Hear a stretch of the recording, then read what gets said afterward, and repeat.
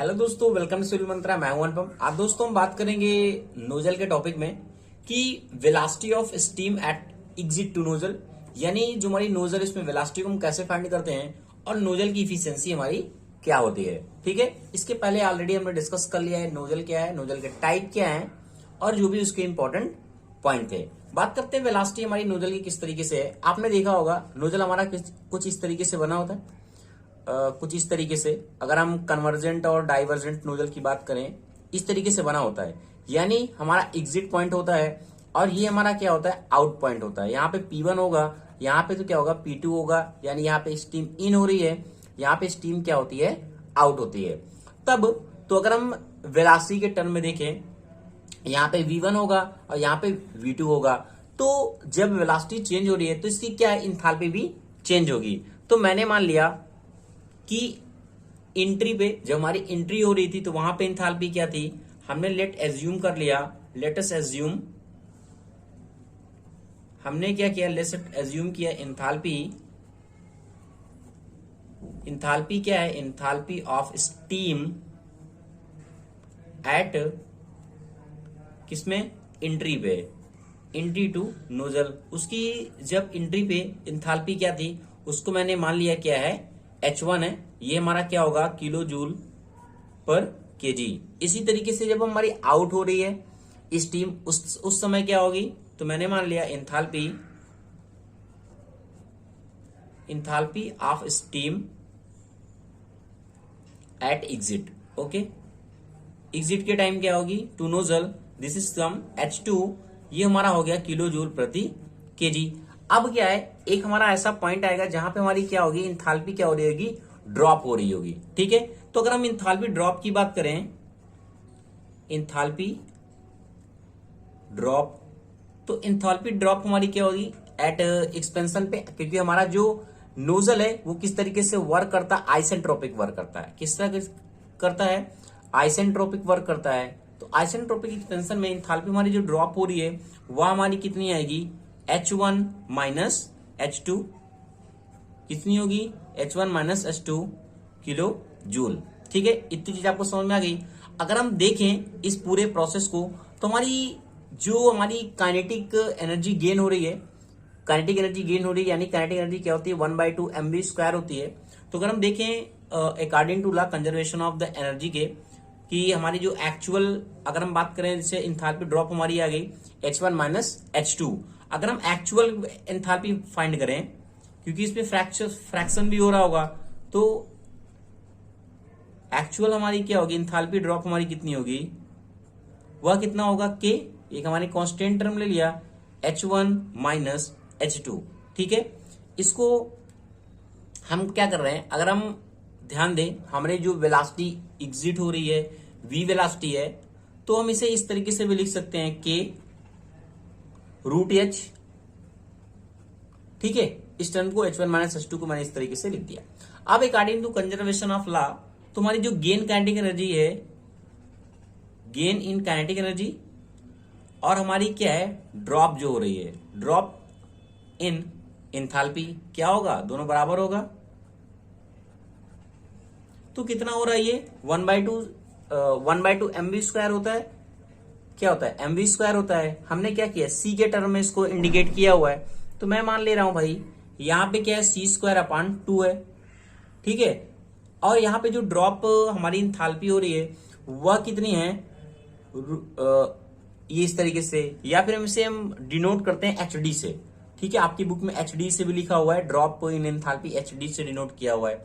अब देखो यहां पे अगर हम C² को फाइंड करें तो क्या हो जाएगा, 2HD हो गया हमारा।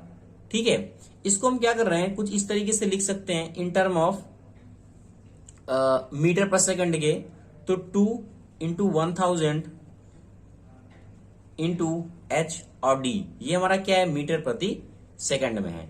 तो अगर हम यहां से अगर C की वैल्यू को फाइंड करें तो कितना आ जाएगा, 44.7। इसको सॉल्व करेंगे तो, और यहां पे आएगा HD।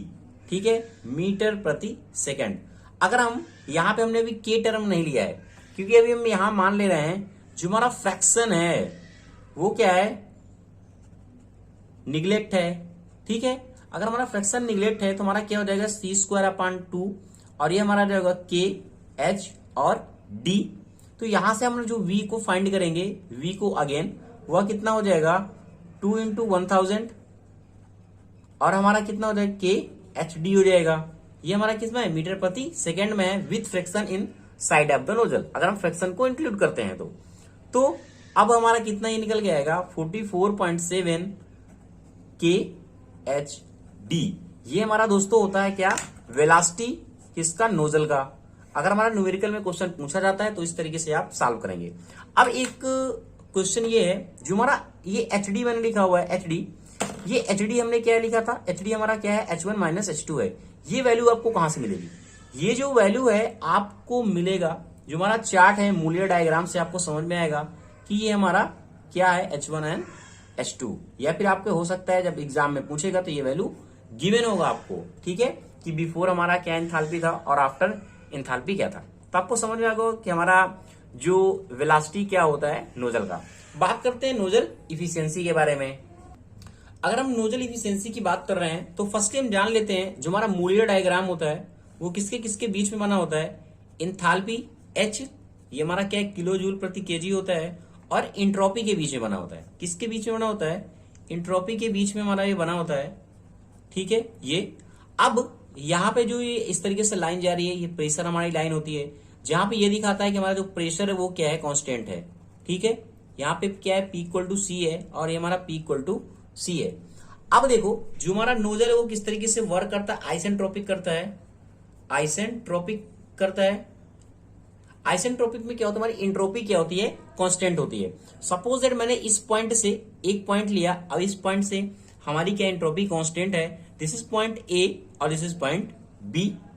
अब ये हमारी क्या है जो हमारी क्या है आइसेंट्रोपिक एंथैल्पी है जो हमारी ड्रॉप हो रही है। अगर हम इसी को एक्चुअल देखें तो हमारा ग्राफ किस तरीके से जा रहा है, ये हमारा शो कर रहा है एक्चुअल के लिए मैंने मान लिया भाई ए है बी है, ये हमारा क्या है सी है, दिस इज द एक्चुअल। तो हमारी जो इफिशियंसी होती है नोजल की इफिशियंसी हमारी क्या होती है एक्चुअल, रेशियो हमारा होता है actual enthalpy drop upon isentropic, ठीक है, आइसेंट्रोपिक इंथैल्पी ड्रॉप। तो देखो ये हमारा क्या है एक्चुअल है और ये हमारा क्या है आइसेंट्रोपिक है। तो यहां पे क्या होगा H1 होगा, यहां पे भाई क्या होगा H1 होगा। अब यहां पे हमारा क्या होगा H2 रहा होगा और ये जो एक्चुअल वाली जा रही है ये हमारा क्या होगा H2 डैश होगा। तो एक्चुअल अगर हम इंथैल्पी की बात कर रहे हैं एक्चुअल तो क्या होगा H1 माइनस H2 डैश, भाई ये लो हो गया H1 माइनस H2 डैश। अब आइसेंट्रोपिक कितना है H1 minus H2, this is H1 minus H2। तो ये हमारी दोस्तों हो गई इफिशियंसी किसकी नोजल की। बिल्कुल इजी है, आपको समझ में आ गया होगा कि हम कैसे डिफाइन कर सकते हैं। हमारा रेशियो एक तरीके से होता है एक्चुअल एंथैल्पी ड्रॉप का और आइसेंट्रोपिक एंथैल्पी का, ठीक है। अगर इसी को हम क्या करें वेलोसिटी के टर्म में फाइंड करना चाहें तो हमें वेलोसिटी के टर्म में हमारा जो इफिशियंसी फाइंड होता है वो हमारा जो होता है स्टडी एनर्जी हमारी इक्वेशन आती है जिसमें हम बात करते हैं अगर वेलोसिटी के टर्म में, क्योंकि न्यूमेरिकल में अक्सर पूछा जाता है वेलोसिटी के टर्म में भी आता है। तो देखो वहां पे अगर हम स्टडी एनर्जी इक्वेशन की बात करते हैं तो हमारा क्या होगा जो H1 होता है वहां पे H1 प्लस C1 का स्क्वायर अपॉन 2 इक्वल हमारा क्या होगा H2, क्योंकि एनर्जी पे क्या होती है वहां पे इक्वल होती है, यहाँ पे 2 आता है, ठीक है। अब देखो अगर हम H1 और H2 को फाइंड करें H1 और H2 को तो क्या हो जाएगा हमारा C2 का स्क्वायर अपॉन 2 माइनस C1 का स्क्वायर अपॉन 2। ये हमने क्या किया H1 के लिए फाइंड किया। अगर हम एक्चुअल की बात करें तो H1 माइनस क्या होगा H2 डैश होगा। तो यहां पे क्या होगा H1 प्लस यहां पे क्या होगा C1 square upon 2 equal to H2 और ये हमारा क्या होगा C2 डैश हो जाएगा। ये भाई हो गया C2 डैश, हमने यहां डैश लगा दिया स्क्वायर अपॉन 2। अगर हम फिर फाइंड करते हैं H1 माइनस H2 डैश, ये हमारा डैश होगा H2 डैश होगा क्योंकि H1 और H2 डैश की बात कर रहे हैं हम। तो यहां पे क्या हो जाएगा C2 डैश, ये डैश है हमारा है 2 माइनस C1 2 अपॉन 2, अब देखो यहां पे इस वैल्यू को हम पुट करते हैं h1 माइनस h2 डैश, ये h1 minus h2 dash, h1 minus h2 और h1 माइनस h2। तो यहां पे हमने अगर हम पुट करें इफिशियंसी को किसके टर्म में फाइंड कर रहे हैं, वेलोसिटी के टर्म में फाइंड कर रहे हैं, तो यहां पे हमारा क्या हो जाएगा C2 एंड C1 2 अपान 2 हो जाएगा पूरा, और ये हमारा क्या हो जाएगा डैश हो जाएगा क्या C2 डैश माइनस C1 2 अपान 2, यानी ये और ये टर्म हमारा क्या हो जाएगा कैंसिल हो जाएगा।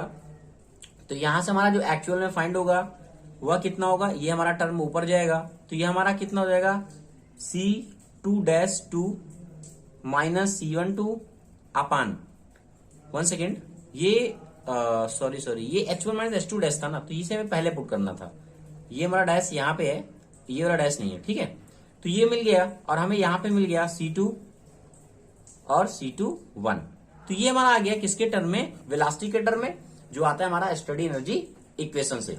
अब देखो यहाँ पे कहता क्या है, जो अगर हम बात कर रहे हैं तो जो हमारी वेलोसिटी होती है, जो हमारी इनलेट वेलोसिटी होती है, बहुत ही कम होती है किसके, एग्जिट वेलोसिटी के।